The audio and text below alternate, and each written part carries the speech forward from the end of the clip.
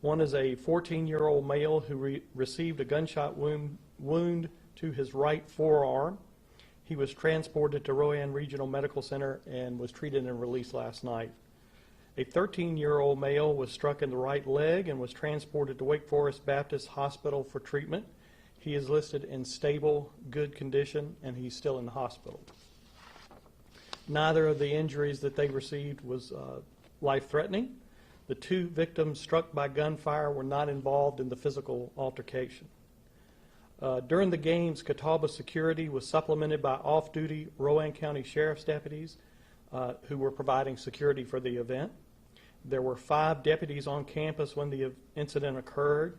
There happened to be one Salisbury PD officer on campus, but he was there as a recruiting effort for police officer candidates and not part of security for the event. Deputies immediately after the shooting rendered aid to the victims.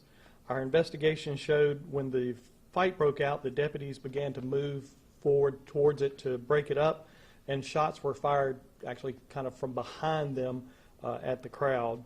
Once the call went out to the on-duty Salisbury officers, the first Salisbury officer arrived on the scene at 8:19 p.m. Our investigation is moving along well. Information is coming in, and detectives are making good headway. I'm thus far pleased with how far they've come. We are being assisted in this investigation by the State Bureau of Investigation. Our lead detectives have been in communication with Rowan County District Attorney Mrs. Cook to update her on case progress. We should ask for anyone, or we would like to ask for anyone with video of the event, please provide that to us. Thus far, we've received a number of video clips, and they have been very helpful in furthering our investigation. But certainly would like to see more as we try and build the case and identify the shooter or shooters.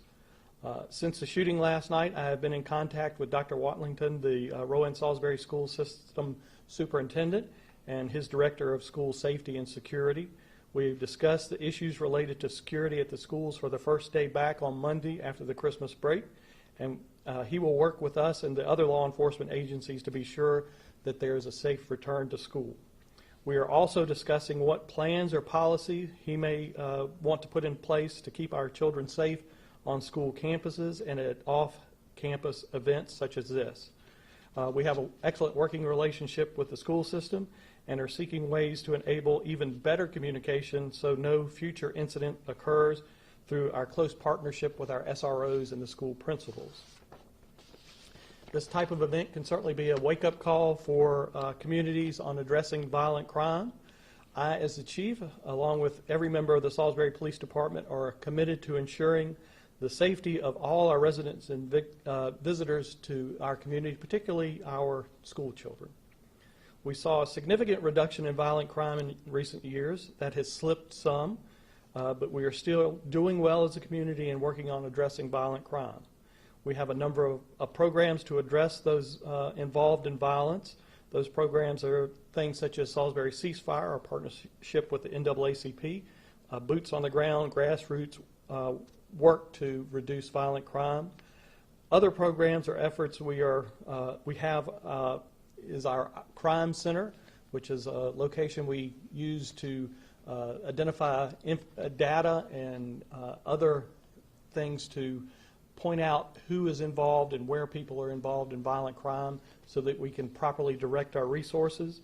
And we also have a partnership with the Rowan County Sheriff's Office and the Rowan County District Attorney's Office, Project Safe Neighborhoods, working in conjunction with the U.S. Attorney's Office, where we provide alternatives to life situations that lead to being involved in violence.